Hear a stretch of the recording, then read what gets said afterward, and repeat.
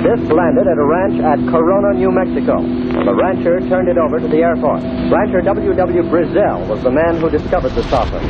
What I thought was a star began coming in my direction at a very rapid rate of speed.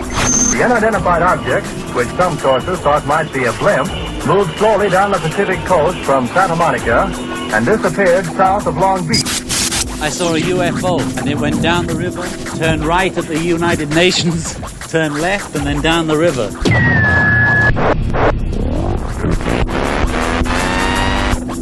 UFO classified. UFO classified. No more plausible deniability. Fact, fiction, or the truth. You decide. And now, the new voice of the high desert, the hostess of UFO Classified, Erica Lukes.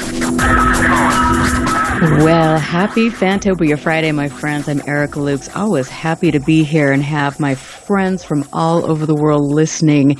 And we are growing every week in numbers. We're getting the word out there. And I want to thank all of you for your participation in the show and sending me your feedback, getting involved on Facebook.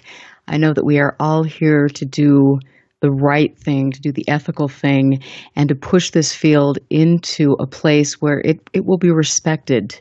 And I think that given the light of where we are now, given the past week and the sentiment in the community, there need to be some big changes made, and unethical, unprofessional behavior absolutely needs to be called out. And as you know, I have no problems doing that because it really, truly is for the benefit of humanity.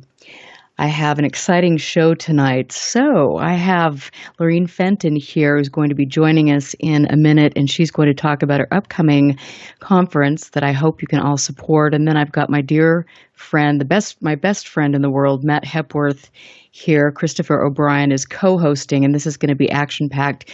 You can always call in to KCOR, get into chat.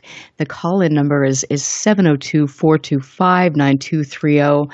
I know that all of the MUFON higher-ups are definitely listening tonight, so if you have any comments, please feel free to call in, even though perhaps it might be best just to sit back and analyze what you say before you say it. I don't know, just a comment. So, Lorien, thank you for being here. And hey, Erica, thanks for having me. I really appreciate it. Oh my gosh, I think the world of you, and I want to just thank you for having me on your show and giving me a voice to be able to express things that happen to me and hopefully start to change the sentiment in the field and get some of this ugliness out in the open so we can move forward. Yeah, I absolutely agree with you. And I was very happy to have you on the show. It wasn't a problem at all. And, a lot of strange things came out of that show, as we both know. Oh, my God, it was wild. And, maybe in July we'll have another show, I think, and we'll kind of, I'll air my dirty laundry about MUFON, and, we'll just have a chat about it. MUFON's been around for a long time. My heart is really torn about the whole MUFON situation. Before I get into my JFK thing, and I won't take up much time, but the MUFON situation, my heart is broken, honestly, Erica, because I supported MUFON. I still support MUFON, and I want them to all understand that all they have to do is say the right things and do the right things, and everybody would calm down and we go back to being the organization that we were in the beginning, But the problem is, there's too much ego involved at this point. And personally, I truly believe this. I think there's too much stuff going on in the background that we don't know about. Oh, I think that's a given. Absolutely. Yeah. And so that's a big problem for me because my whole thing is that I live for this not that organization, but the UFO community out of integrity. And I personally, I don't even have people speak at my conference that I think have any ethical problems in their life. Honest to God, that you will never see them on the bill at my conference. And, and I'm not going to name names, but there's a whole handful of them out there that people love and they go to all these other conferences. I think you named a name in the show we did together. Yeah. So, it's just, it gets to a point where I just go, are we really serious about what we're doing? Because We've been infiltrated. We've been taken over. There's COINTELPRO going on in the whole thing. There is just, I mean, it's not just MUFON. It's the whole thing, the whole shebang, as I call it. So I really do wonder, well, here's an interesting point. FREE, the organization FREE, the Edgar Mitchell Organization for Extraterrestrial Experiencers, or whatever it's called. I can't remember now. They've changed it a couple times. But they're a great organization.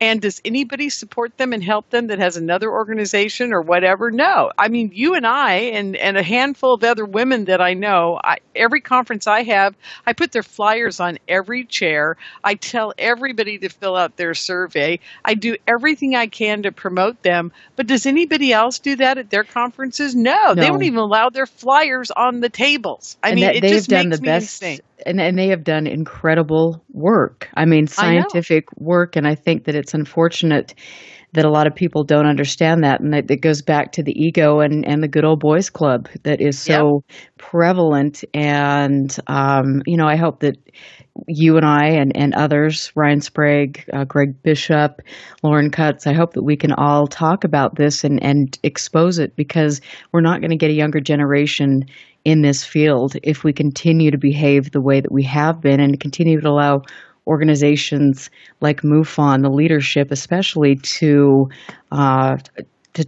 do what they have done. And I'm going to talk about that, and you're going to be, definitely going off. But, before we talk about your conference, I just want to say, on the show I did with you, you talked specifically about the Race Hobbs and the fact that you had tried repeatedly to get him out of MUFON for various reasons. I'll be talking a little bit about that tonight. And what are your feelings here's the story in a nutshell, and I will cover the Race Hobbs part tonight, and then in July we'll do more on other people and other events that took place. As you know, and not a lot of people, I'd say only a handful of people know that I was involved in a very interesting discovery about Race Hobbs, which started my investigation into what was going on with MUFON at the time.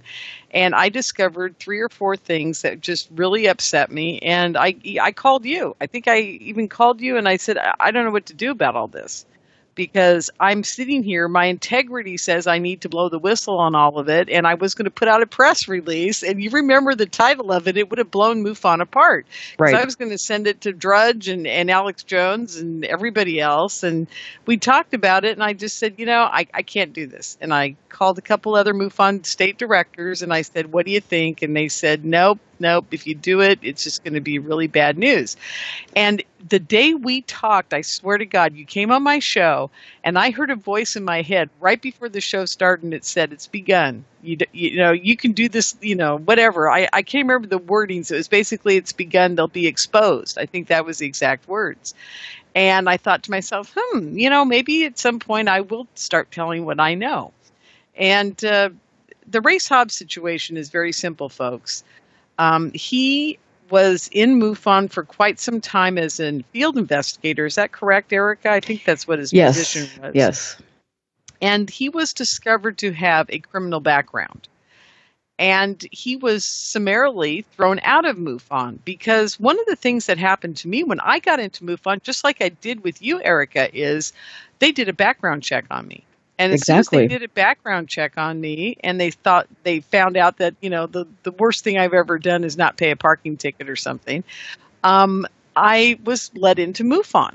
And so, that's all well, good and whatever. And, I passed the test.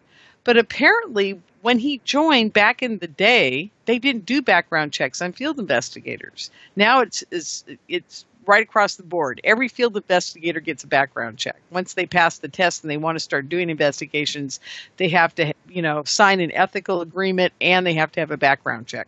And I know why the ethical agreement came into play, but I'm not going to talk about that on tonight's show. I'm one of the few people that does know, actually, which is very interesting. I bet. Yeah, that's a whole story in itself. So, anyhow, so I find out that Race Hobbs got kicked out of MUFON when they finally did a background check on him because of his criminal background.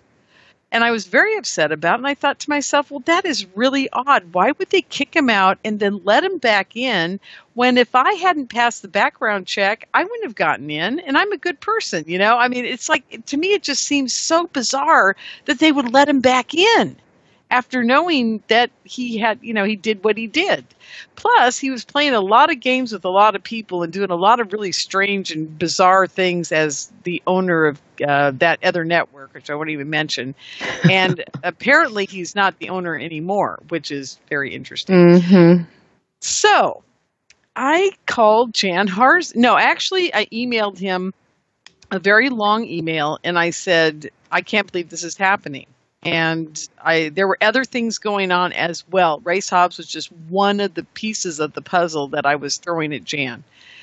I called Jan and I said, and this is a quote, folks, and Jan, if you're listening, I'm sorry, but this is the truth. You said to me, he's paid his dues, he's done his time, you know, he did everything, and he's giving us airtime for free and taking care of MUFON Radio, so we're going to let him back in. And, you know, that's the way it's going to be. And I thought to myself, how crazy is that? The guy basically bought his way back into MUFON. And Jan was not apologetic about it. I mean, it's just the way it was. And, you know, to be honest, I don't think Jan had a choice in the matter either. I think it was done by the board. I think the board actually voted him back in. I think personally, knowing Jan as well as I do, which is not very well, but well enough to know that he's, you know, he's got a good Christian background. And I don't think he would have let Race back in had he not been forced to do so, to be honest with you. That's just my guess, because I don't think Jan's that kind of person. I think personally he was kind of appalled about the whole thing himself. But, you know, Jan inherited a lot of bees' nests. You know, he really did. He inherited a pile of bees. I mean, he had people, or hornets actually, he had people under him at the time that were just, in my opinion, just evil people. And I'm going to tell, is it okay if I tell one other quick story? Absolutely. I just got on the Inception Radio Network, and I wanted to do the California MUFON radio show, but I needed the blessing of MUFON. So I called the head of all MUFON, just like Jan is, the executive director at the time, Mr. Davidson. Oh, I can't even remember his first name now. Anyhow, I love the man. He's great. I called him. He said, sure. And I'll even give you the MUFON advertising that we had Rob Simone or somebody make for us, and put it on your show. And yeah, God bless you, and go for it. Right. So I do this. About a month and a half later, I get a guys are going to believe this.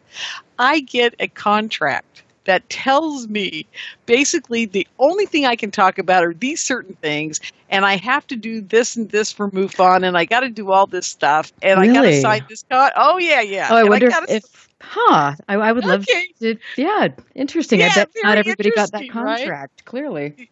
Yes, and it came from a gentleman by the name of Steve Hudgens.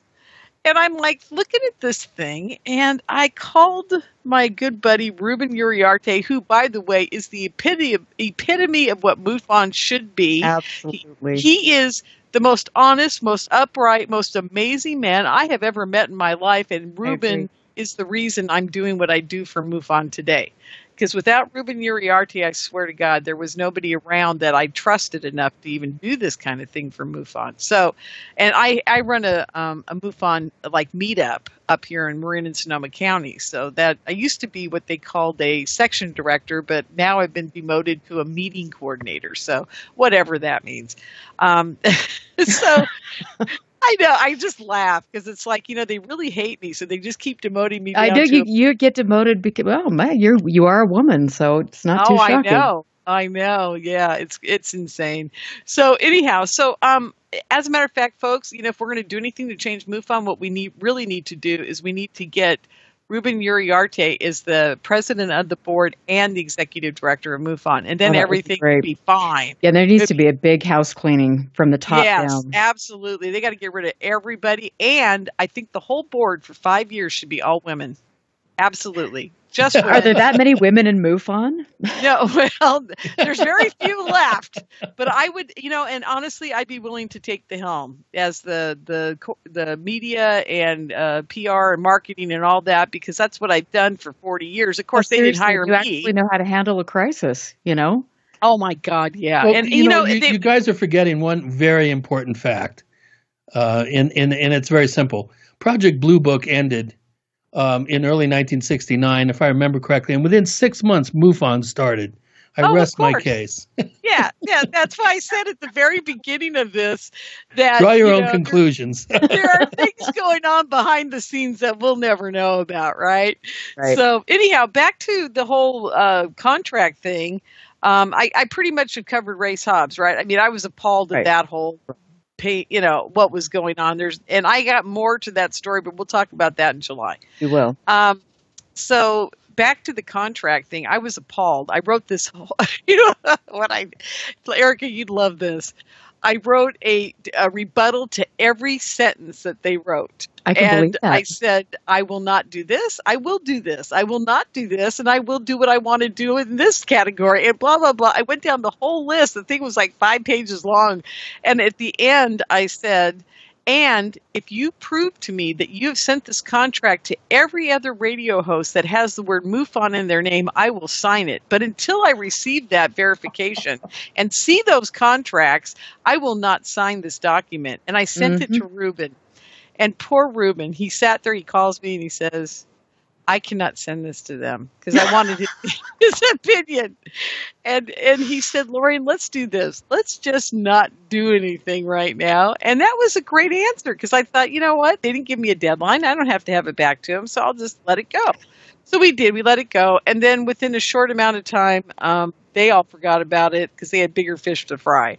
But I was appalled that I was, taken out of every other radio talk show host that does anything for MUFON, and I was singled out to get rid of me. That's what it was really all about, just to get rid of me. Well, I think it's look at what happened with Elaine Douglas and several other Marilyn Carlson, several other women involved in MUFON. You stand up and you have a voice as a woman, and you're shot down. So that's not surprising at all. But it is.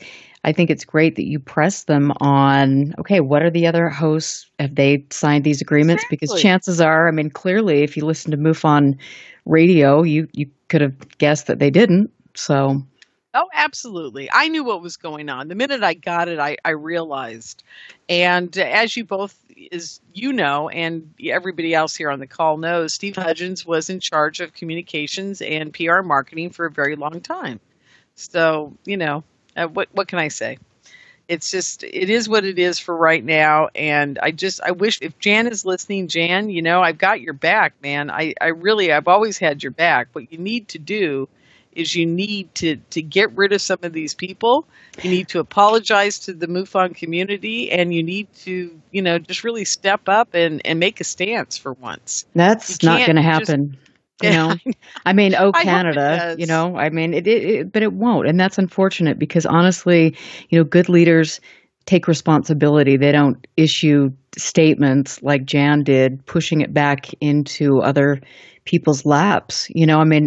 As an organization, even if you're a non-for-profit and you have volunteers, there are professional standards and ethical standards that need to be adhered to. And that's clearly something that, it's a case-by-case thing with MUFON. If it's one person, they've got a criminal record. Hey, we'll look the other way. But if it's another person, then, you're going to get the book thrown at you. And it's not the way you run organizations. No, it's not at all. I've run nonprofits for, 30 some years now. I just got through helping a nonprofit in the East Bay of San Francisco. And they're the same type of membership as MUFON. And, they've got ethics, they've got standards built in, they have things that you have to do. You cannot play favoritism in any organization, and especially a nonprofit, because it's part of the guidelines to be a nonprofit by the federal government is that you don't hide anything you're doing. That's the number one rule. Oh, Lordy. Well. Oh, yeah, that's number one rule. And second is that you're very transparent with your subscribers, members, and board members. Everything has to be on the table. There's nothing that can be hid. And that's not just financially. It has to do with all your business dealings. So, it just really, it's sad that they're going the route they're going with this whole JV thing. I get very upset when I see, everybody talking about it. But I knew at some point very soon there was going to be a huge shakeup in state directors. I didn't know what it was. I thought it might be what I knew. But it doesn't seem to be, what I know is not that important. I mean, it's important that Mr. Hobbs got brought back in after they realized he had a criminal background. And yes, Jan does have a good point. There is one thing I got to say in his favor, is that Race had served his time. So, I guess they can decide. But I guess they can. Already, but give me a break. How and in the next, let them back in? Yeah, well, and I think in the next little bit, I'll talk a little bit about my dealings with him and MUFON's complete failure to address issues, and then that will put that nail in the coffin, and we'll be done with that. But okay, there we are. But we've got a little, just a minute. Yeah, we got what, break. 2 minutes? So tell us about your conference. Yeah, the conference. Oh my God, I'm putting on the JFKBirthday.com conference. JFKBirthday.com. It's Memorial Day. That's 2 days from now or so, and it's going to be a great conference, you guys. And one thing you might all want to realize, there's a huge crossover in the JFK community with the UFO community. I mean, it's absolutely amazing. The first man in black was Frank Sturgis, who was there shooting the president, and he was also a Watergate burglar. So you guys just think about that. It's absolutely amazing. He was involved with the Maury Island case, and he's been around for a long time. So there's Frank Sturgis. That was Fred Chrisman. Oh, was it Fred Chrisman? Oh, all this time, the whole JFK community thought it was Sturgis. Oh, it was Chrisman, it was Fred Chrisman. Well, now, see, we're all wrong here, though. But I do believe that Frank Sturgis at some point was harassing people as a man in black, because we do have some stories about that. So there is a crossover there. Oh, God, that was Chrisman. You're right. Okay. Well, anyhow, point to all this is the Marilyn Monroe case is involved with it, too. I mean, we have a lot of things. There's definitely some crossover between the UFO community and the JFK community. So I do hope you guys watch this. And one of the things that's going to come out of this conference that a lot of people need to know about is the fact that we have proof that Lee Harvey Oswald was not even on the 6th floor of the school book depository shooting at the president. We have absolute proof that he is innocent. And what our conference is based around is what a great president JFK was, and how Lee Harvey Oswald was framed for the murder, and how we're seeking now exoneration for Lee Harvey Oswald. And we're trying to get read into the congressional record that the Warren Commission made a false assumption that it was him, and that it is changed in all history books, textbooks, and everywhere else. Oh my gosh, we gotta, and I hate to cut you off, but tell us where people can go to find you. JFKBirthday.com. It's an online streaming event. You can watch it from the comfort of your own home anytime for 6 months. Rock on. Thank you. Thank you for being here. And I am excited to have you back in July. I'm Erica Lukes here with Lorien Fenton, Chris O'Brien. My friend Matt Hepworth is coming up. We will catch you on the other side of the break. Stand by. This is UFO Classified with Erica Lukes. Erica Lukes. The phone lines are open now at 702-425-9230. That's 702-425-9230. Worldwide callers use Skype name KCOR Radio. More UFO Classified. UFO Classified with Erica Lukes on the KCOR Digital Radio Network. After this. Bowl for Life is a non-profit organization founded in 2013 by Chuck Gardner with one simple goal: to grow the sport of bowling worldwide. Over the years, Bowl for Life has given out thousands of dollars in scholarships to youth bowlers around the world. Our focus is to nurture integrity, honesty, professionalism, as well as respect into bowlers both young and old. You can help us by going to bowlforlife.com. Even the smallest donation goes a long way to breaking down the barriers and helping us assist people of all ages to improve their skills as well as knowledge of the game. Bowl for Life is happy to be partnered with other great organizations like the Youth Education Services Fund, as well as the United States Bowling Congress, with many spectacular integrated events planned in the near future. To learn more, go to bowlforlife.com. That's bowlforlife.com. Now, broadcasting in digital HD radio. What if maintaining a healthy weight was as simple as drinking a cup of coffee? With Valentis coffee, it's that easy. Harvested from the world's most pristine coffee farms and packed with the purest ingredients on earth, Valentis takes losing weight to a completely new level. At Valentis, we believe everyone deserves a chance to be healthy and fit. It's pure, natural, healthy, and delicious. Click the Valentis Healthiest Coffee banner on the KCOR Digital Radio Network website and take the Weight Loss Guarantee Challenge.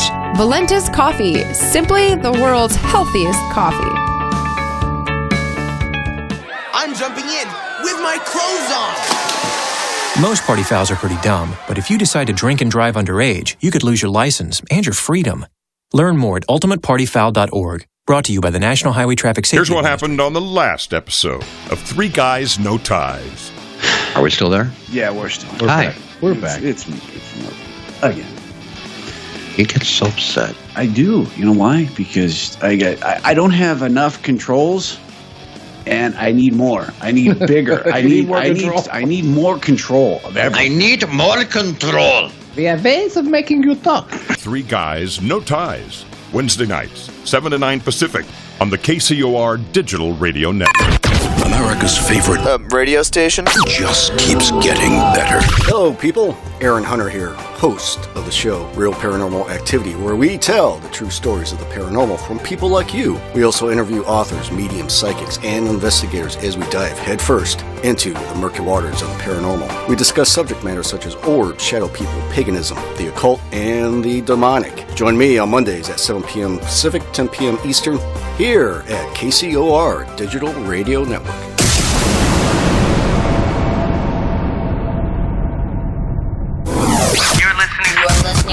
You're listening to UFO Classified with Erica Lukes, where the truth isn't hidden beneath the black lines of a Sharpie. That's the craziest thing I've ever heard. To be on with Erica, call 702-425-9230. That's 702-425-9230. Worldwide callers use Skype name KCOR Radio. Radio contact. Share your thoughts on the show on Twitter by using hashtag KCOR. Or head over to the live chats at KCORradio.com. The audience goes nuts. And now, your host of UFO Classified. Are you ready? Erica Lukes. Erica Lukes. Welcome back, everyone, and happy Fantopia Friday. I'm Erica Lukes, and you are listening to the best, most professional digital broadcasting network on the planet, KCOR, and it's a lovely night of ladies, so stick around for Tina Marie on restricted airspace and hyperspace with Solaris Blue Raven. And I always have to just tell Tina Marie, who is my producer and station owner, that I appreciate the integrity with which she operates this network. I love being here. I am supported, and I love it. So thank you very much. I am joined now with my best friend in the world and someone who I've known for, oh my gosh, Matt, how many years have I known you? Many. Let's see. Okay, so a little background. Erica and I met not through ufology, but rather through music. And I had just gotten out of my long-term band, and her band was looking for a sound engineer, so I signed up. But that's how I met Erica, and that would have been, let's see, my band ended in 1993, so this would have been in like 94, 95, something like that. So, so wow, that's a while ago. That is a while ago, and I want to just tell all the listeners out there that Christopher O'Brien is here, and he is, as hopefully all of you know, is a brilliant author and researcher, and really does good work on cattle mutilations. You can read his book, Stalking the Herd, and many others, which I love. But Christopher, I'm excited for you to chime in on this because this is going to get good. Matt, I brought Matt on the show tonight. I've been thinking about this for a long time because Matt has been, a friend of mine through the whole process of when I first had my initial sighting and then reached out to MUFON and then became a field investigator and a state director. And he has been with me through all of this and seen some of the behavior that has taken place, not only in ufology, but specifically with MUFON with regard to me. And I just want him to weigh in about this. Another little bit of background here is I was introduced by Northern California State Director Ruben Uriarte to a fellow by the name of Cameron Datsker. This is the first time I have uttered his name because it actually is a really hard thing for me to talk about. He had a radio show, or has a radio show that probably has all of 5 listeners. It's called LA Talk Radio. And Ruben used to do his show, and so Ruben, being the lovely human being he is, thought it would be really cool for me to come on the show and talk about Utah and all this stuff. And so I began to do that, sometimes with Ruben and sometimes on my own. And after a while, it became kind of increasingly apparent that this person was not playing with a full deck.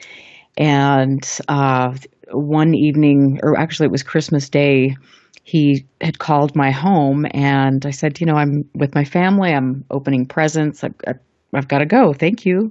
Merry Christmas. And he started this barrage of just abusive kind of stuff, and it was very odd to my husband and myself. And we, the alarm bells went off. But needless to say, this is where Matt comes in, because I had asked Matt, who is my videographer, to come down to Contact in the Desert with me a couple years ago as backup, because as a woman, I hate to travel alone, and I was doing a show as a co-host for Cameron. And then Matt, let's just chime in right there. Sure.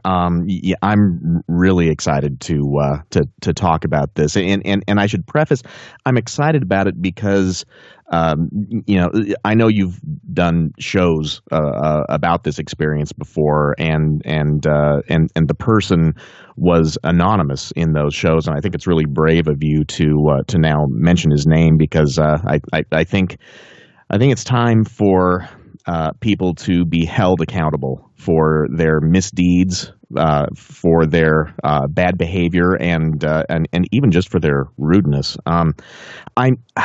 I'm a little hesitant to talk about anything before I preface with the concept that I know that Cameron Datsker has some issues. And so I don't want to sound like I'm bashing another human being that is struggling with an illness that makes him an unpleasant person, because I know it's a real thing, and so I just don't want to give anybody the impression that the things I'm saying are just mean-spirited, or that I'm trying to get at someone who acts the way that he acts because of a emotional deficiency, let's just say. Right. So to get into the history of how I came to encounter Mr. Datsker was at Contact in the Desert. He wanted to do a live broadcast of his show from Joshua Tree, and you were kind enough to get guests to appear on the show. And we're doing a great job, and I think that it was all pro bono. It's not like he was paying you or anything. No, I did no. Of course not. So And so then he hit you up with the concept of doing a live webcast, video webcast from Joshua Tree, and you thought, well, maybe I'll ask Matt if he knows anything about this, and I didn't really, but I said, well, I'll talk to this guy. I didn't know anything about him, so I had a phone conversation with Cameron. And it just went really badly within the first few minutes. He just didn't really seem like somebody with whom I could work comfortably, and so I tried to be nice and kind of say, this just really isn't my thing. I don't really have time to do this. And he said, well, why don't you send me your resume? And I thought, well, my resume is 35 years old, so I don't know that that is going to. I'd like to see his resume. Do you any good? And then he asked for to talk to a bunch of my clients to kind of check me out before. And I thought, I'm not having you talk to any of my clients. I'm not going to subject anybody to that or him. So that's kind of where it ended. I called you and I said, really, I would run fast. I would run hard. I would get away from this guy, because my thought was, I'm going to get home from Joshua Tree and have to edit this video show, and I am going to say to myself, I would pay real money to not have to do any more work for this gentleman. But we went to Contact and we set up the show. And I was just there, to grab any videos of you doing interviews with anybody that you ran into, and so the show went terribly bad. I mean, all the guests that you had lined up were just talked over or interrupted. Right, Tom Reed I had booked Tom Reed to talk, and we never even got to him, and I mean, it was a debacle, and that's the thing. I mean, he's so unprofessional. Anybody, and he tells people that he has 5 million listeners, and he also told Sid Goldberg, who was one of the guests, he said, I have people from Homeland Security doing background checks on you. I mean, he's completely off his rocker. But yeah, so it went terribly, and it was at that point at Contact when I said to you, okay, this is nuts. After the show, I said, I want to be this. I'm done. And, the whole time I want to just preface this. It's like I am there as a MUFON representative. I am the MUFON state director on every freaking show I did with him, as did Ruben Uriarte. I am here representing MUFON. And there was not a point in time when I was with MUFON that I did not remember my professional responsibility and did not do my best to represent the organization above and beyond what, a lot of people do. So absolutely throwing that in there. Yeah, and that's the thing is specifically with MUFON, and I'm sure that we'll talk more about MUFON a little later. But that's the thing. For those of you that have followed Erica and her research for a long time, you know that she is just a kind, sweet soul, and she wants to not only help people, but she also wants to move the research forward. And the only way to do that is to put the research first. And that's what she does. She doesn't let the politics get in the way of the research, because it affects so many people, and it affects so many people in a really scary way. And to not have a venue through which to discover and learn about what their experience, might really be about. It just leaves people, kind of stranded emotionally, and so it's because of people like Erica that they can, find what their experiences mean to them, and move on, and there's some great people out there, but I really think that and my opinion is certainly biased, but Erica represents the best in the people that are in the area of UFO research. So thank you. You're sure, and so to represent MUFON in such a positive way in so many different avenues, specifically the one that we're talking about right now on Mr. Dansker's show. Datsker? I think it's Datsker. I don't even know. I can't repeat it. Yeah, I feel like I need to bathe in holy water or something. So we did the show, and it was amateur at best, because he didn't have the right equipment. He was just not a good radio host, and I didn't think much of it. Although I did remember him saying things like, I have almost as many listeners as Howard Stern. He would constantly bring up Howard Stern. And in his mind, I know he believes that. I know he absolutely believes that, and bully for him. If that's right. If that's where he wants to be, that's totally cool. But I could just tell that things like that, those manifestations of things that were not in the same world that we all live in, was just kind of suspect, and it just made me glad that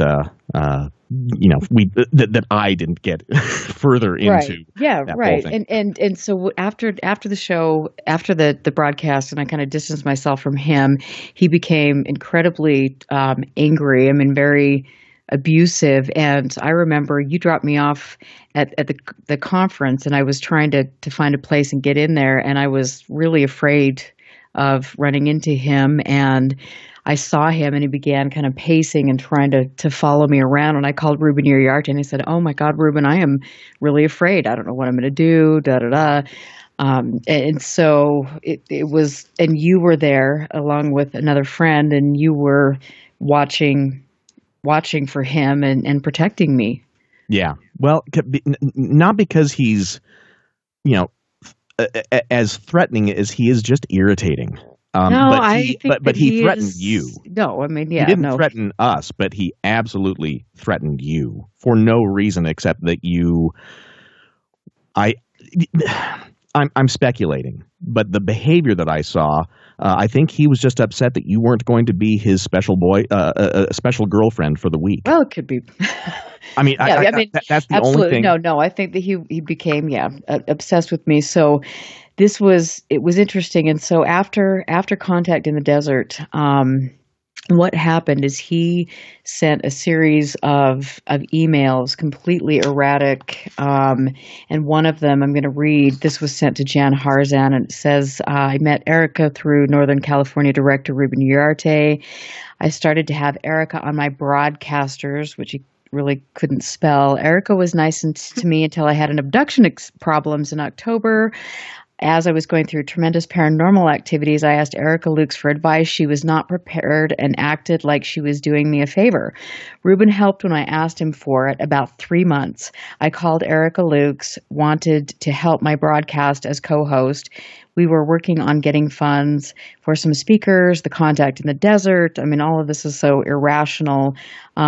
He ended up with Victoria at Contact in the Desert, completely kind of, I think, freaking her out, and she told him to stay away, and he wasn't welcome. So he talks about the show, blah, blah, blah, and then he goes on to basically say that I was making out in public, and names my husband by name, and that I was abusive towards him, and having menage a trois, yada, yada, which he did go on his radio shows for about 2 months. I'm sure he's still probably doing it, talking about me personally and attacking me personally. So he sent this letter to Jan Harzan, and at the time, Ruben sent Jan a letter letting Jan know about this person, that he was mentally unstable, and I'd been informing him and Roger Marsh about this as well. And Jan's response was, "Well, that's what Erica does on her own time, and it's not my problem." And it doesn't involve MUFON in any way. Right. Even though, of course, you're representing MUFON and you're a state director. But hey, that means nothing in the eyes of MUFON leaders. But so I became just increasingly alarmed because I was just every week listening to his show and knowing that this was happening and knowing that he was calling people that I was involved with. And he did call Race Hobbs at KGRA because I had a radio show on the channel at that time and told him all of this, just crazy stuff. I'm a wild sex fiend having menage a trois and da-da-da-da-da, all this stuff. And when I initially talked to Race said that he knew that this fellow was crazy. But what in turn happened is this information was used to systematically try to ruin my reputation in the ranks of MUFON. Mm-hmm. And this is something that was very insidious. This is something that I heard from multiple state directors who would kind of, at symposiums would pull me off to the side. Oh, I heard these things about you and da-da-da-da-da, and you're at Contact in the Desert doing this and that. And I mean, I just sat there like, are you freaking kidding me? My personal life is none of your business. B, I'm a state director. You should be defending me. You should be supporting me. Absolutely. And, then you've got Jan Harzan just brushing it off and doing all of these things. And I never once asked them, Jan or Roger, for legal help. I asked them to support me. And I asked Jan on numerous occasions to send out a message to state directors or to do something so they knew of this situation and knew that I felt my life was in danger. I also sought legal advice and was trying to figure out what I could do to keep myself safe and get a restraining order. I did some investigating and talked to people that this fellow worked with that had been former co-hosts and found a pattern of abusive behavior and had all of that information. I had testimony from several people, several women. Cameron at the LA MUFON meeting went up to an individual, a woman, and said, Erica Lukes, well, you can just tell her that I'm coming to get her. I mean, this is, and so this is what I'm dealing with. And then I find out that people like Race Hobbs are spreading this around, that Roger Marsh, being the communications director, is not doing anything to support me, and neither is Jan Harzan. And people like Rich Hoffman are using this information to devalue and demean me. And it was, when I'm trying to do my best to support an organization and to be attacked like this, it was absolutely devastating. I can't tell you what I went through and honestly, it's still emotionally, it's really hard. And I know that this person is still out there. And I know that the damage that he has done because of these people like Rich Hoffman, Roger Marsh, it's disgusting. And what he did to you was assault you, not in a physical way. He didn't lay a hand on you, and hopefully he never will. But what he did was an emotional assault. It was a professional assault as well. He impugned not only you as a human being, but also impugned your reputation as a human being and as a professional UFO researcher. And I can only imagine what you went through and what you still go through, because you're going through the same sort of things that anyone does after they've been assaulted.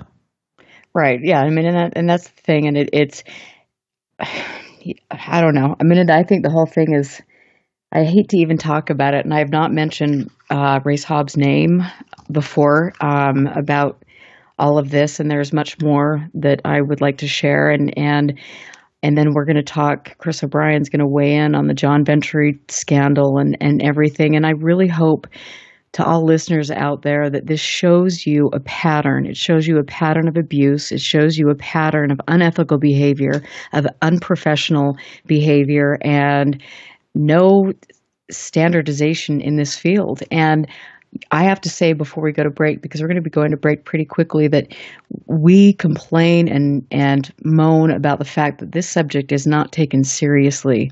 And when you have an organization like MUFON who behaves in the way repeatedly that it does, how can you ever wonder why we aren't taken seriously? It gets to a much larger issue.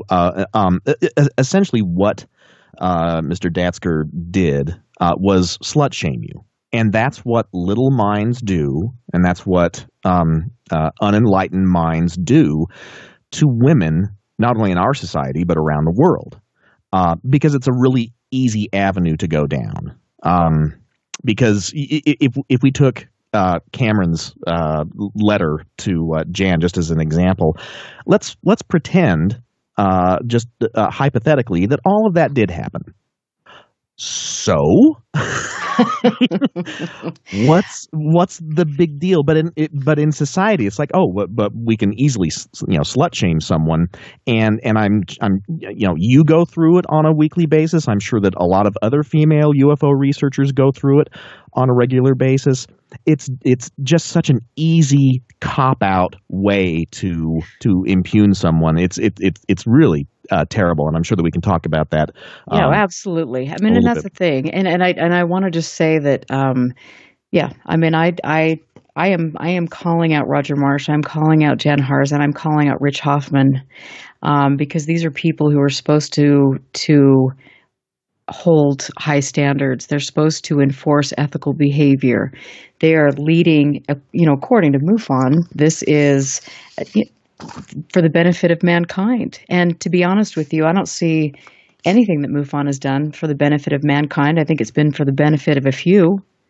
But that's definitely something that we're going to talk about in much more detail. And again, I invite Roger Marsh, who I'm sure is listening, and Jan Harzan. I hope you have a good big glass of wine there for this.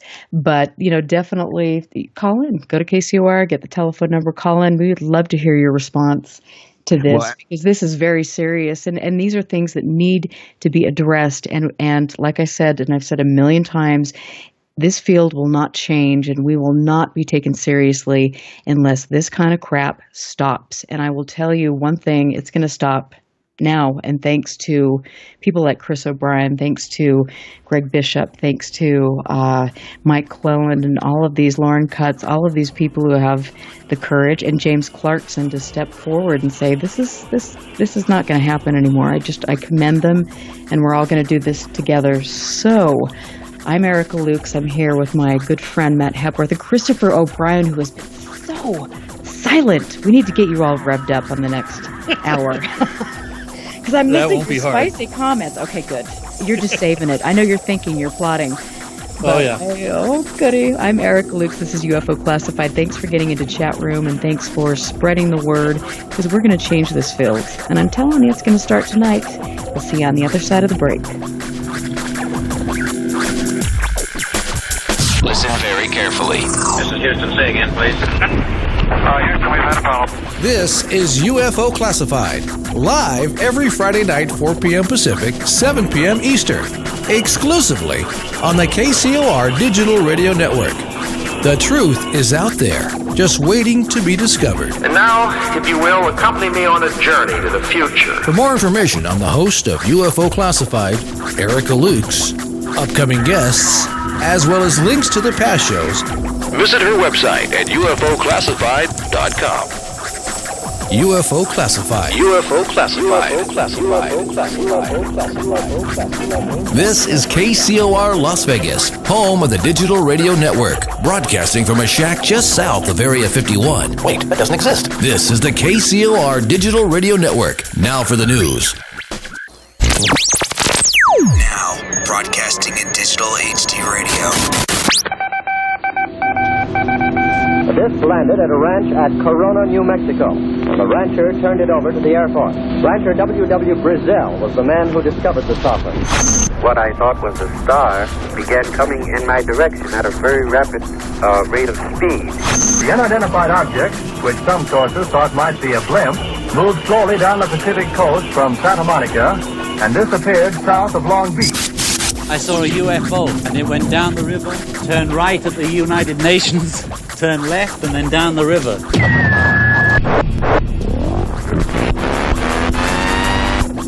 UFO classified. UFO classified. No more plausible deniability. Fact, fiction, or the truth. You decide. And now, the new voice of the high desert, the hostess of UFO Classified, Erica Lukes. Welcome back. I'm Erica Lukes. You're listening to KCOR, the best digital broadcasting network on the planet and one with integrity. It is a miracle, and I'm so happy to be here. I am joined now with my co-host, Christopher O'Brien, who's been sitting back, and I think he's been kind of formulating his spicy comments, which... Hello, space fans. I know, seriously. I'm telling you, I'm happy to have you here, and if you don't know Chris O'Brien, he is, well, I know you do. I mean, come on. He's an amazing author, researcher, and has done significant work. One of my favorite books is Stalking the Trickster. I love that. So, Chris, thanks for being here tonight. My pleasure. And I know that you've been around the block a lot, and you've seen some of the dysfunction in the field, but probably nothing. Oh, maybe nothing quite like what we've got going on now with the John Venturi scandal and MUFON's idiotic responses and behavior. A Cat 5 hurricane in a teacup. Oh, I like it. Yeah, I couldn't resist. Good. I like it. That's awesome. And that's what it is. Oh, it's tawdry.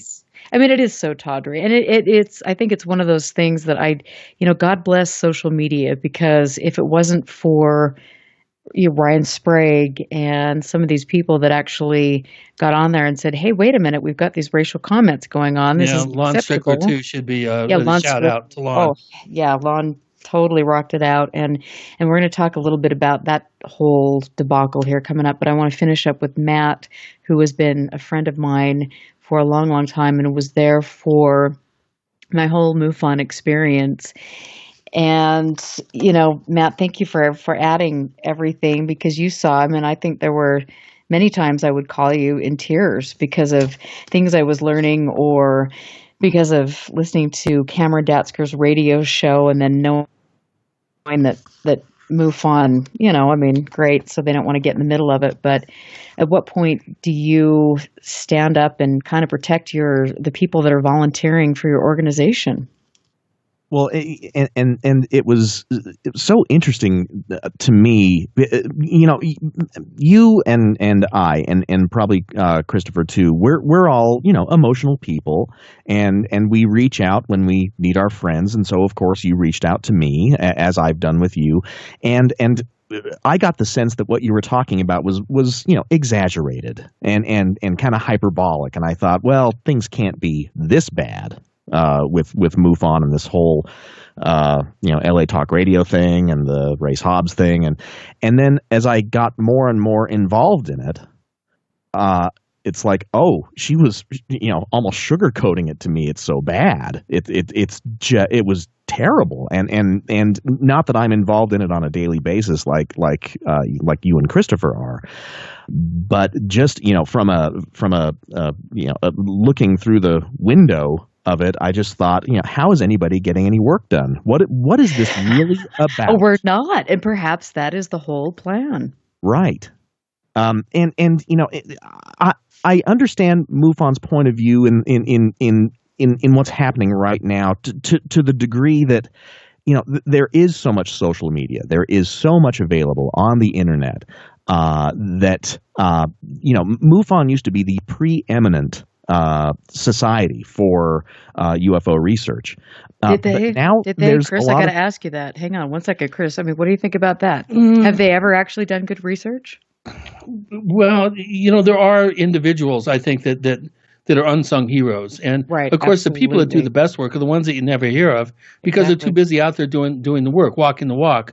It's the Right. people that you hear about that try to create cults of personalities around themselves, that pontificate a little too much. And I think MUFON has a lot of really good, positive aspects. In other words, I think there's a lot of good investigators. There's a lot of very good researchers, but it doesn't take very many apples to ruin the the apple cart, so to speak, Right. before you dump it over. And this latest John Ventry thing is it's so tawdry.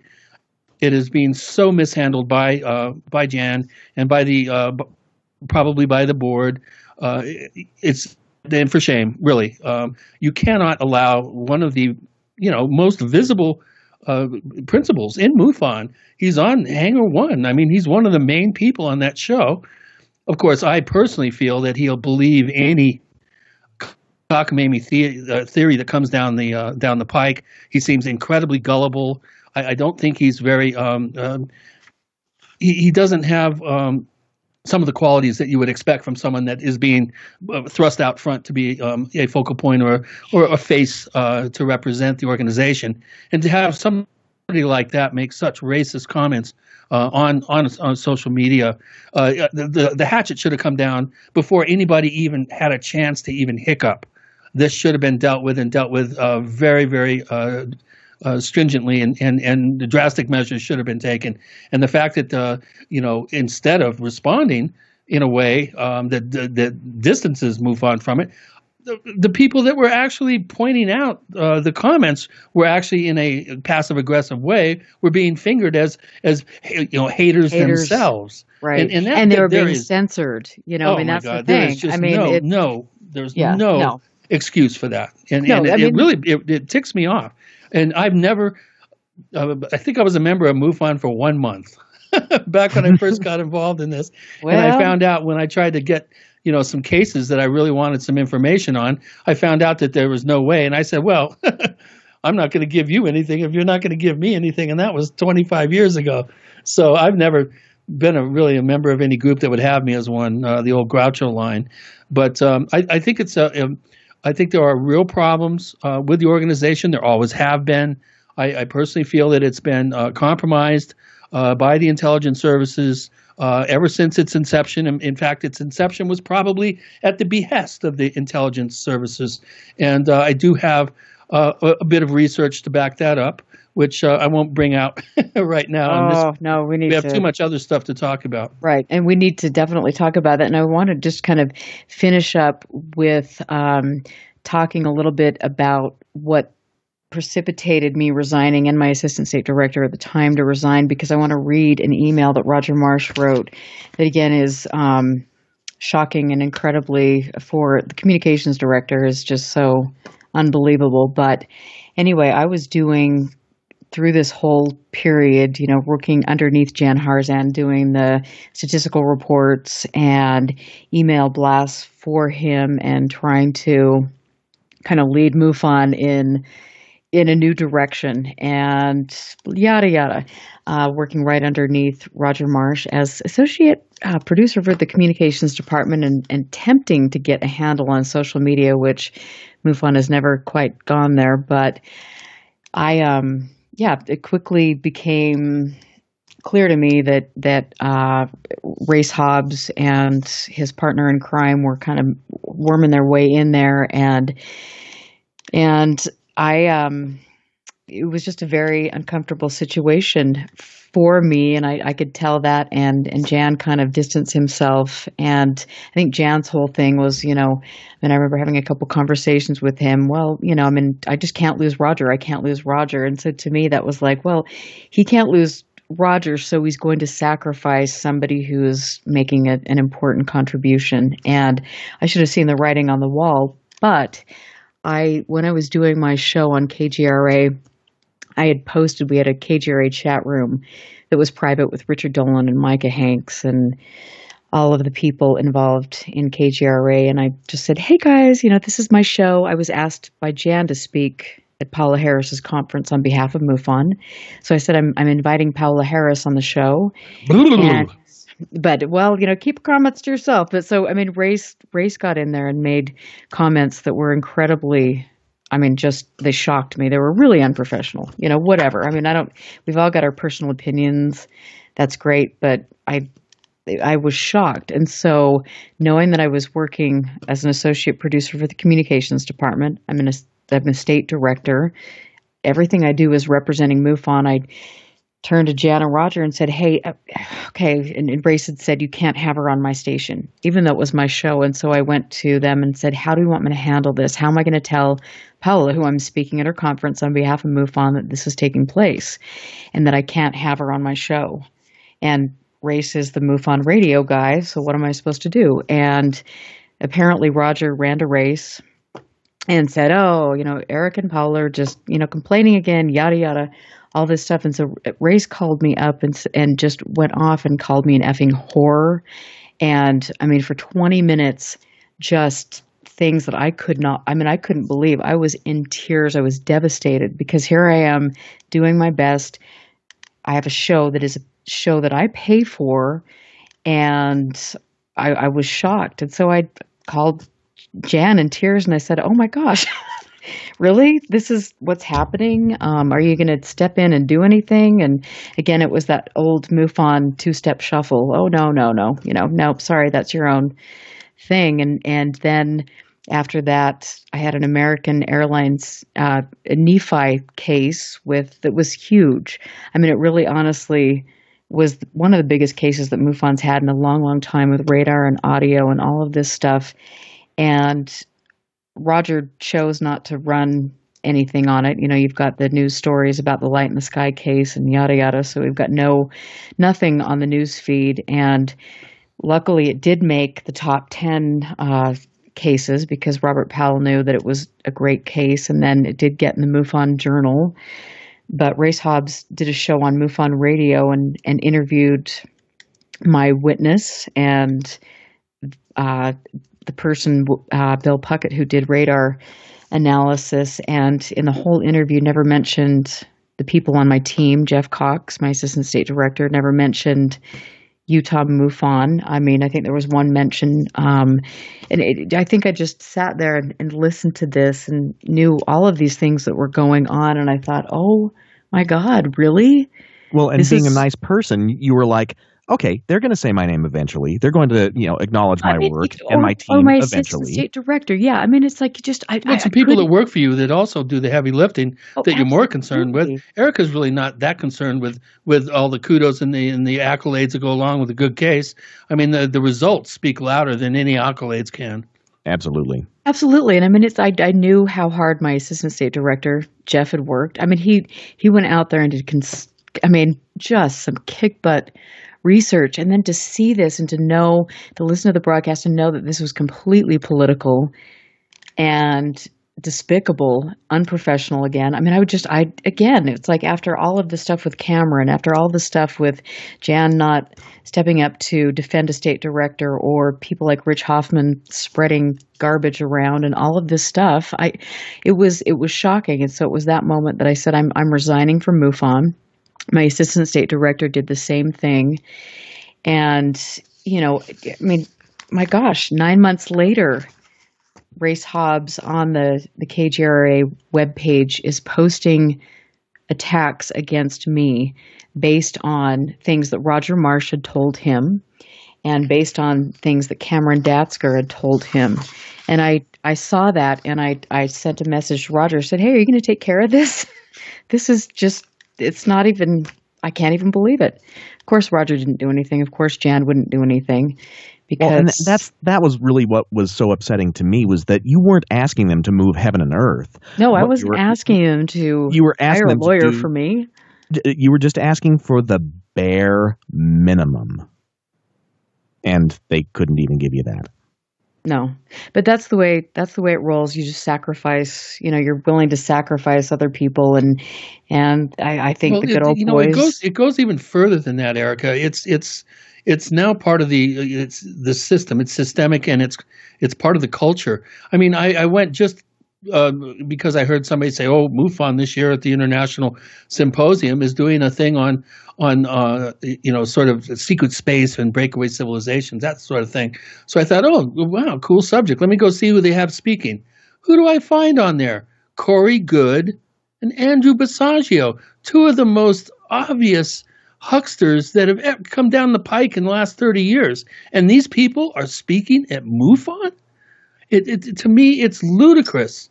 And it's getting even more weird. This weekend, Jacques Vallée, of all people, is speaking at Conflict in the Desert, as I like to, or Chaos in the Desert, I think is even more appropriate. But, it's like, geez, I don't know, James McDonald, I could think of Hynek.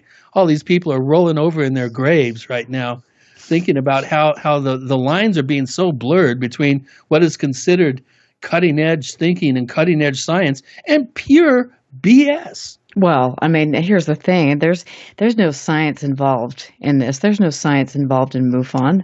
I mean, if MUFON cared about being a respectable organization, they would never allow this type of behavior. End of story. And they do. And they condone it. I don't know how Jan is letting this happen. I really like Jan. I've considered him a friend for 20 years. I've had a great time. They treat me so nicely.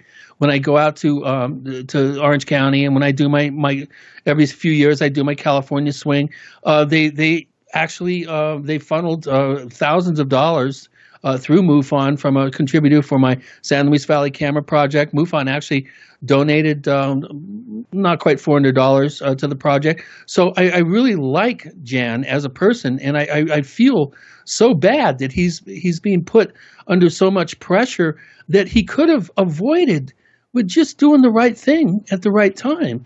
You have to understand, social media has tremendous power and tremendous reach. And if you're not involved in social media, you think that maybe it's just a kind of just a frivolous pursuit that people have. But a lot of people, that's where they're getting all their news and information. And it's, it can turn into a big echo chamber if you're not careful about how you unfriend people, and if you hear something you don't like, you shouldn't automatically unfriend them. You should, entertain all points of view and all possibilities. And unfortunately, I think a lot of people don't do that. But the bottom line is, a lot of people are aware of this, a tempest in a teapot, and they found out about it really quick. And for the delay to happen, and then the really ill-advised almost attack response, and then saying that he's been demoted and all this. The guy should have been given his walking papers. Well, yeah, it's the MUFON two-step, and I think that's what I'm just going to call it, the MUFON shuffle. I mean, that's exactly. Oh my gosh, we're not going to take any. Well, actually, it's not that they're not going to take any responsibility, but the MO is they're going to push it back in your face. How come he has such a position of visibility? Well, because he is one of the top donors for MUFON. Oh, yes. Okay. Oh, the Jaguar. I forgot about that. Right. And the Escalade. So, yeah. And there are probably a dozen people on that team. So he's contributed, a great deal to MUFON, and that, and that's has Jen Stein chimed in on any of this? I haven't. Jen Stein is on the list of contributors. Yeah, but I haven't heard a peep out of her about this. No, I haven't. That's right in her front yard. She's in Philly. If I correct me if I'm wrong. No, I think she is. Yeah. So I haven't heard anything either. I haven't heard a peep out of her. I need to give her a contact and a little email and a shout out and say, hey, where are you coming in on this? Because I know that she has to deal with particular individuals in that organization out there. And Venture isn't the only one. I mean, there's some real pieces of work in some of the East Coast MUFON chapters, I must say. People that I would really have a real hard time working with. How about Ben Moss and Tony Angiola? Anybody heard anything from them? No, and you know what? They're two of my friends, and so me too. Surprised that I haven't heard anything. And I mean, to be honest with you, in all of this, and even when I was reaching out and sending messages to different state directors and asking for help, I didn't hear really much of anything. And so I will commend James Clarkson for coming out and writing such a beautiful statement, eloquent statement, saying that this isn't acceptable for this racial type of... Yeah, and for some of our listeners who aren't up to speed on who these people are, Ben Moss and Tony are Virginia MUFON. James Clarkson is I think head of investigations for Arizona MUFON, if I'm not... Now, James Clarkson is the state director for Washington. State director for Washington. I'm sorry. Yeah, we need to identify who these people are. Yes, we do. See, and this is why you're my co-host. You got to keep me in line. Well, we don't want it to be too much inside baseball because you're going to lose people. Too much vetching and complaining without people knowing who's being referred to. oh, come on now. They love it. They can get the cliff notes. I don't know, whatever. But yeah, but it is interesting. And I know that, I've got probably the most people in chat room tonight that I think I've ever had. And thank you all for getting in there and asking questions, for mobilizing the troops. I think this has been a really, as hard as this week has been on MUFON, which I don't really know if I'm too concerned about, this has been a really important week for all of us because it has called, into the spotlight some of these really unethical practices. And I really believe that we need to move away from organizations like MUFON. I think that there are wonderful human beings involved in MUFON, and James Clarkson. I think Jim Mann and Stacy Wright in Arizona. I have a lot of Ruben Uriarte. There's so many good people involved in this organization, and they deserve the best. They deserve to be respected. They deserve to be honored and supported. And, when you continually have this kind of spectacle that puts MUFON in this negative spotlight, it really not only demeans the organization and individual members, but it demeans the whole field. And that's not good. It's not acceptable anymore. I'm going to jump in really fast because I know we're coming up on a break, but one of the things to remember is that an organization is only as good as the people involved. And unfortunately, MUFON has lost some really great people through their own it was MUFON's fault that you left and that Jeff left. And the sad thing for me is that, when people need to reach out and they know MUFON is a name that they can, go to because they're as close as people are going to get to a household name in ufology, they're going to reach out and they're not going to find you, Erica, or Jeff, waiting to help them. And that's what's really sad. It is. I absolutely agree. And I know that we're going to take a break, but we've got another half an hour. So I'm Erica Lukes. You're listening to KCOR. I will be right back. Stand by. This is UFO Classified with Erica Lukes. Erica Lukes. The phone lines are open now at 702-425-9230. That's 702-425-9230. Worldwide callers use Skype name KCOR Radio. More UFO Classified. UFO Classified. With Erica Lukes on the KCOR Digital Radio Network. After this.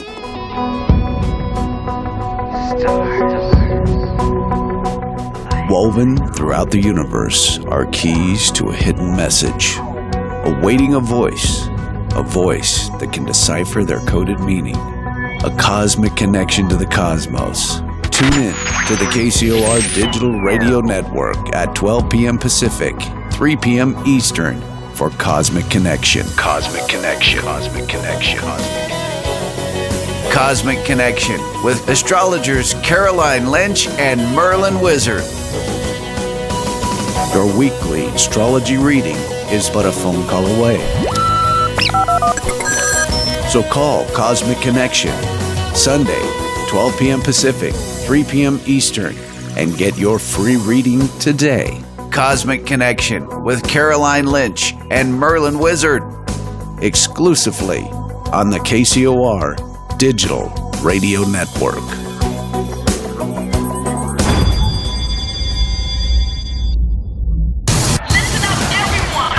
This is the world famous KCOR. That's the only station I listen to. Monday night at 8 p.m. Pacific, 11 p.m. Eastern, we take the KCOR digital radio network off the grid and go deep inside the paranormal vault. Jump on the elevator and come take the ride down the rabbit hole of reality with BK Mojave and The Watcher as they unlock the vault and dust off some of their classified paranormal case files even the government doesn't know about. The Paranormal Vault, Mondays at 8 p.m. Pacific, 11 p.m. Eastern, exclusively on the KCOR Digital Radio Network. This is the one show our secret government fears will speak the truth.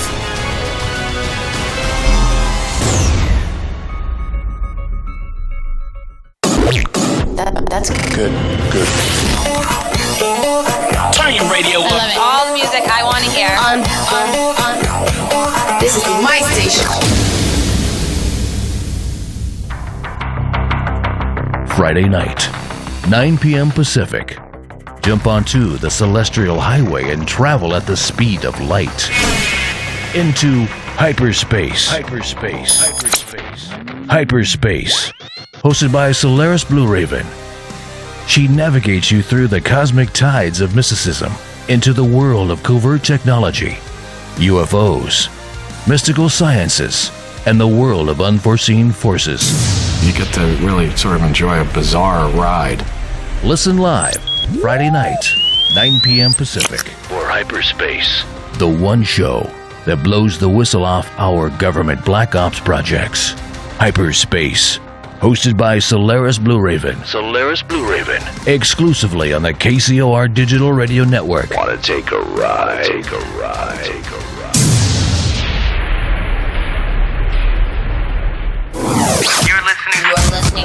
You're listening to UFO Classified with Erica Lukes, where the truth isn't hidden beneath the black lines of a Sharpie. That's the craziest thing I've ever heard.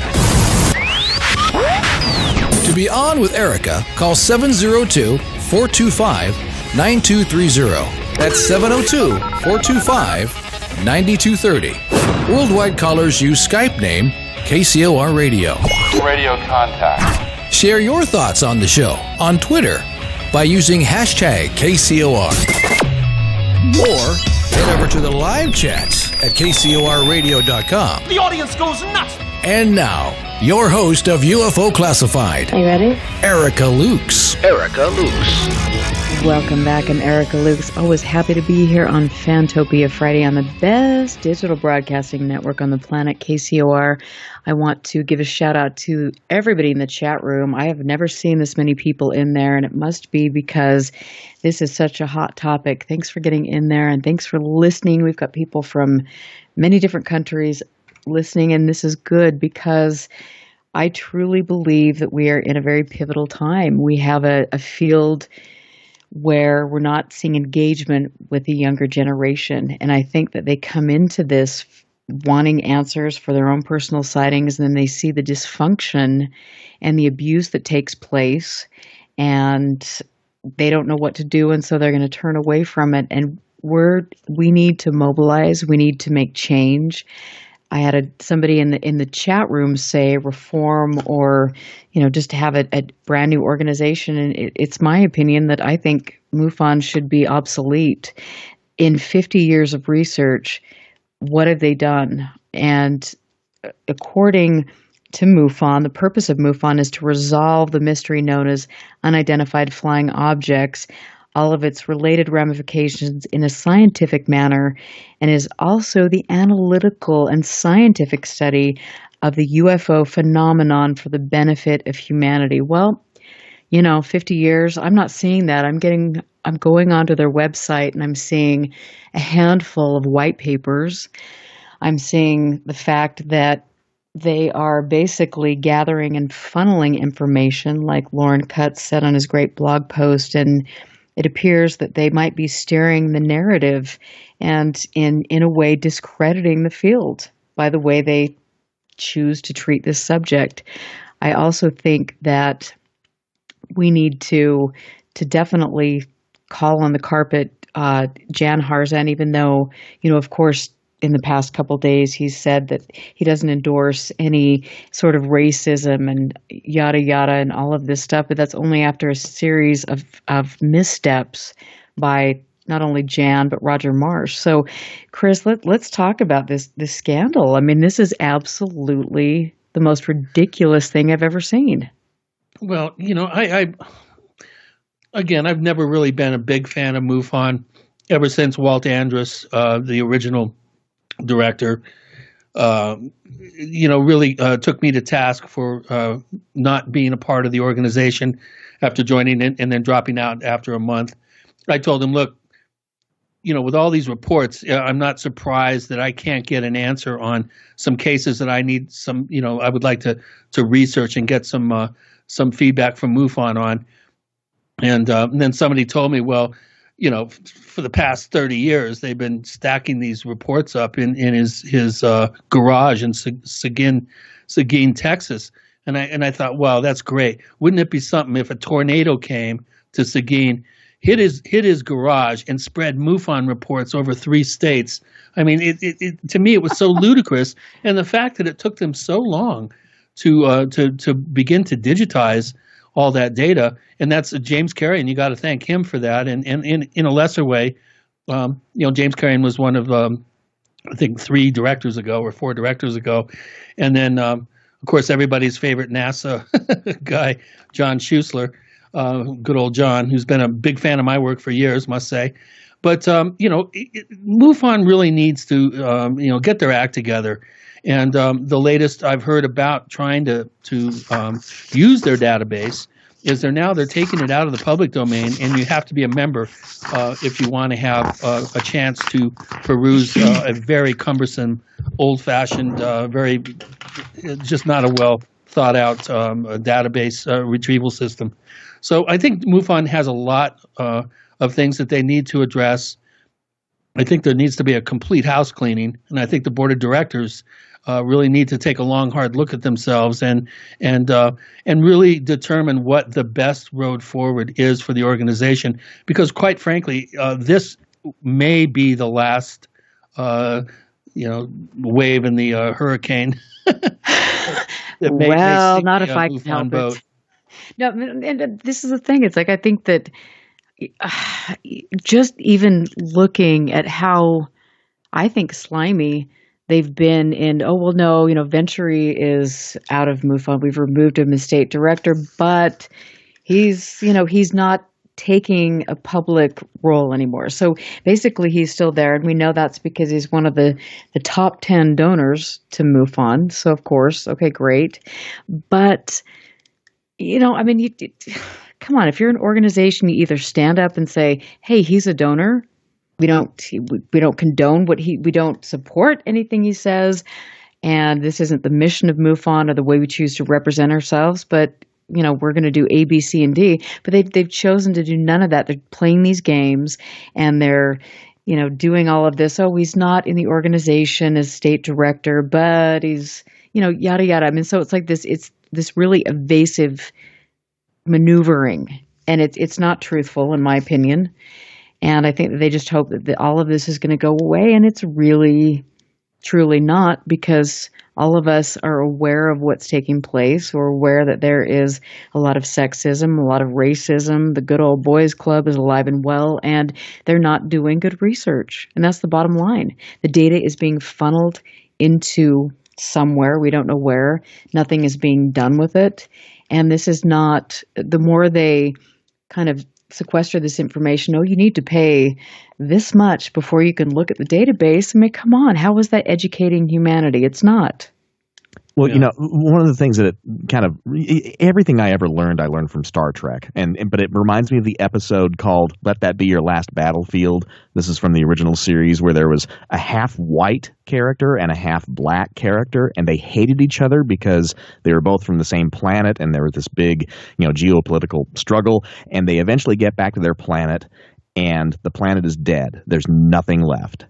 And they still hate each other. They're still fighting over something that doesn't exist anymore. And so that's what was that MUFON Frank Gorshin Frank Gorshin was in that, and I can't remember the other actor's name, but that's the peril that MUFON faces right now, is that they're going to keep fighting over this thing that they think they own.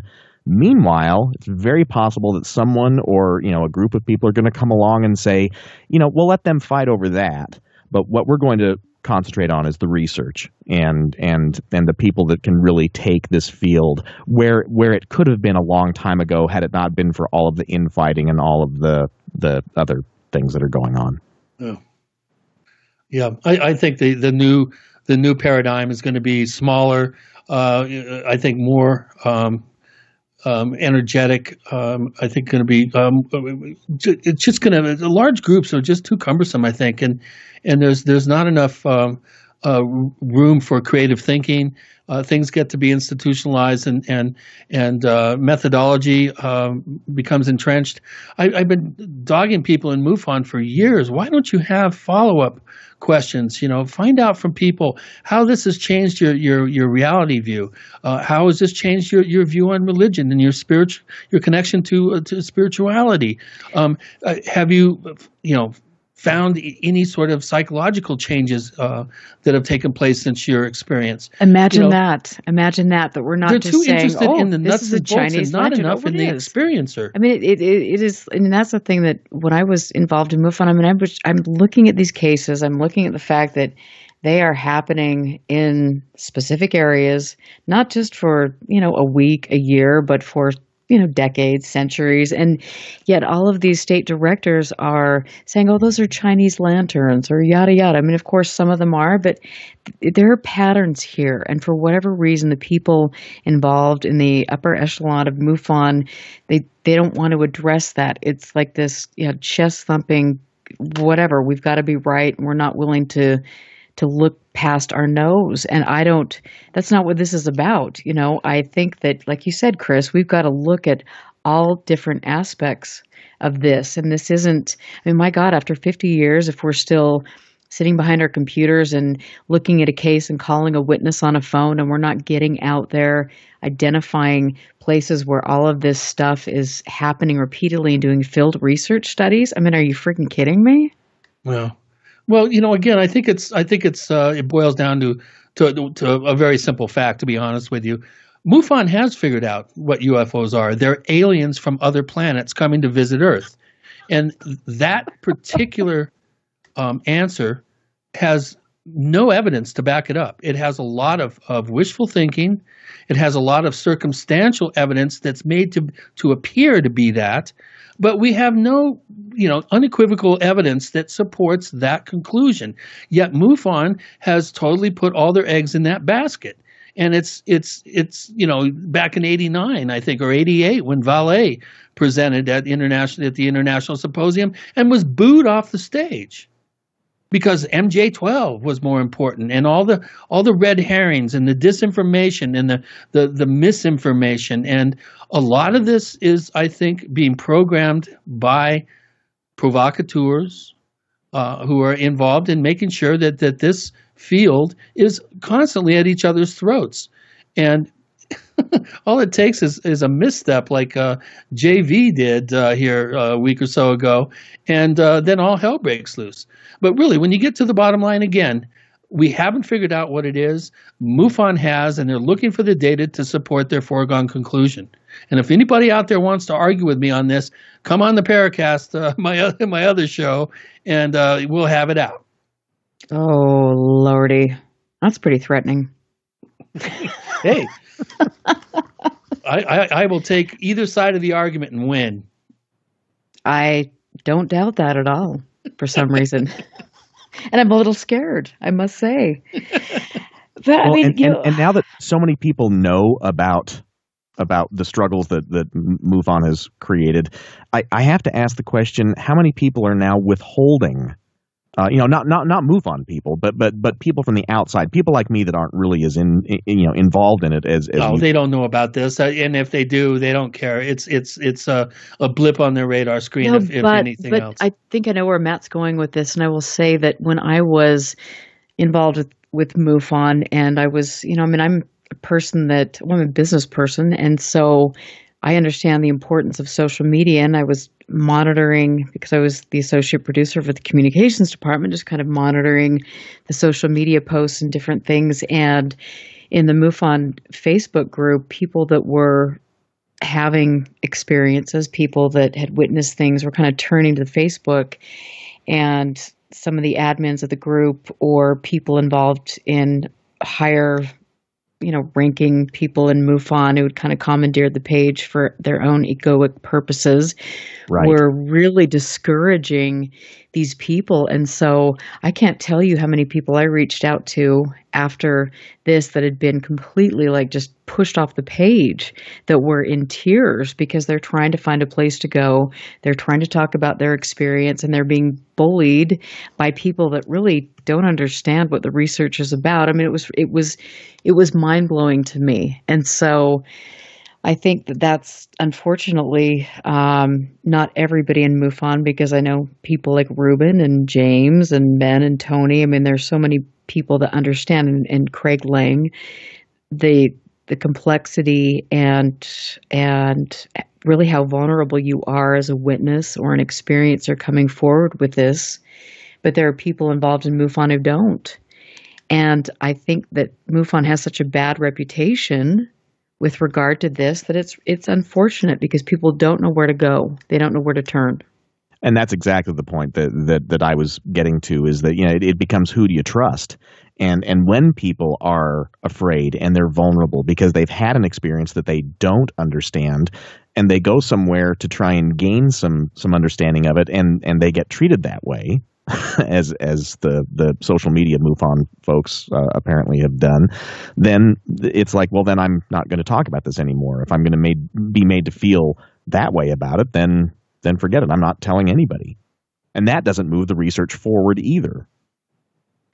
No, it doesn't. But you know what? If those small-minded people with their big egos, I don't know, because clearly that's where it's at, and that's unfortunate. And again, I will say that it's, having been through what I have been through, I really encourage people out there to ask questions, to understand who's operating with integrity, and to know that there are people in MUFON who don't, and to look at the latest scandal, and to look at the way Roger Marsh and Jan responded, and to look at the fact that instead of just saying the truth of the whole matter, not everybody agrees with these racist comments, but since he donates more than most people involved in MUFON, we need to keep him on. They've done this little two-step shuffle, and I mean, it's just ridiculous. We're not stupid. Well, it denigrates the organization. Well, too late for that one. Well, yeah, and like you were saying before, it may be too late. And only they can decide, when is too far, when is enough, and refocus their attention on the things that really matter. You know what? I honestly don't think that's going to happen until the board of directors wakes up and gets in touch with the people that are volunteering, namely the state directors. When I was working for MUFON, and even now, I'm friends with a lot of different state directors, and the big thing is that they feel so unsupported, and they're not appreciated, and that's not a way to run an organization. The people that are paying to be state directors, they're spending their time to get members to pay, Jan Harzan's $6,000 salary and Roger Marsh's salary. I mean, you have to appreciate them. You have to make them feel like they're a part of a team. And when people like that come to you with concerns, you need to address them and not do what Roger Marsh did in this 3-page letter to Lorien Fenton about me, which I didn't get to read. But Roger, if you're listening, I know you know what you wrote about me. You don't do that sort of thing. You respect the people that are volunteering for you. Absolutely. When the administration, or not administration, when the higher ups in an organization are actively working against their grassroots, the absolute foundation of the organization, then it can't not fail. if that makes any sense. No, it absolutely does. And yeah, I mean, it's because people like you and people like Jeff were the grassroots people. You were the foundation of the Utah chapter, and there were a lot of people who counted on you to do, to move the research forward or to move their experiences forward. And when that couldn't happen because they were trying to distract you with all this other stuff, like stealing your research and not giving you or your team credit for it. That doesn't move the conversation forward. It doesn't move the research forward, and essentially there's not going to be anything left there for people to care about. Absolutely not. I mean, I think people feel really deflated.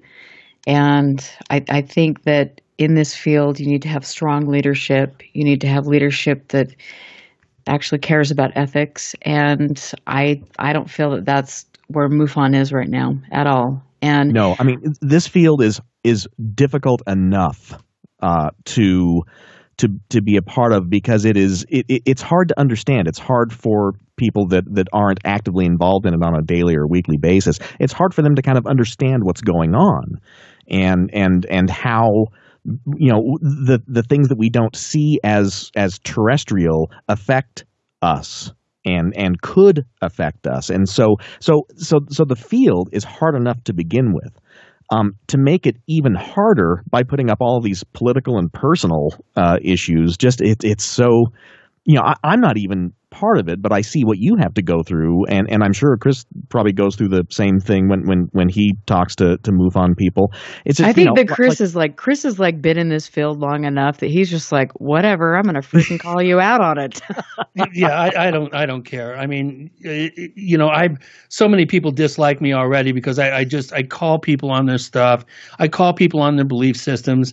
I keep reminding people that ufology is becoming nothing more than a social club and people fulfilling spiritual inadequacies in their spiritual life, and to me it's ridiculous.